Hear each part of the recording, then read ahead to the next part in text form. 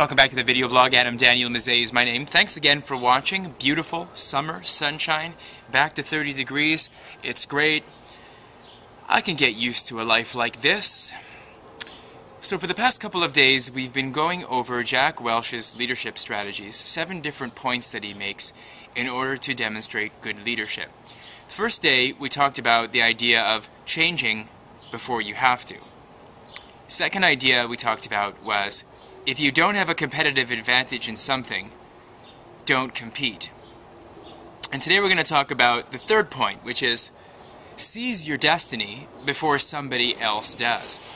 Take control of where your life is going before somebody else does. You kind of look at people and you assess people, how they conduct themselves.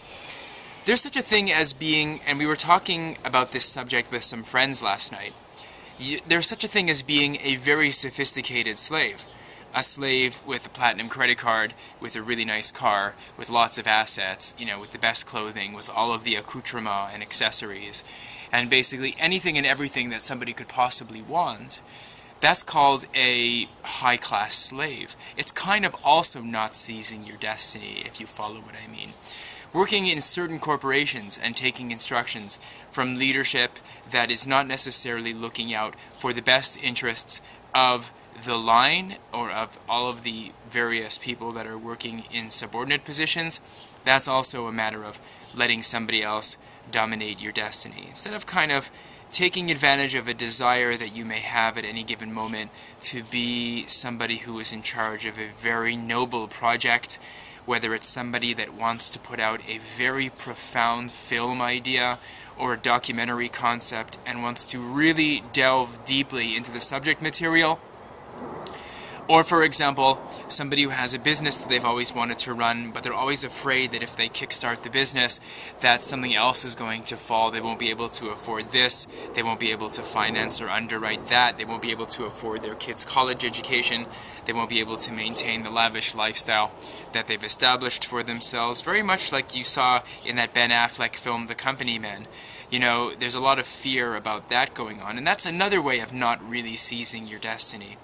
Not really stepping out and saying, this is the way that I want things to be, and so this is the way I'm going to run this life, because I don't want somebody stepping in off the side and dictating to me exactly the conditions under which this life is going to proceed. Now, I'm not talking about being an anarchist, and I'm not talking about, being part of the Paris Commune or anything of that sort. I just mean, and that's one way of seizing your own destiny as well, although history has borne out that people that do that particular sort of thing unfortunately have a very short shelf life. But having said that, the truth of the matter is, leaders know that they've got to take steps to ensure that what is going to unfold or unfurl in front of them in their future is exactly the way they want things to be.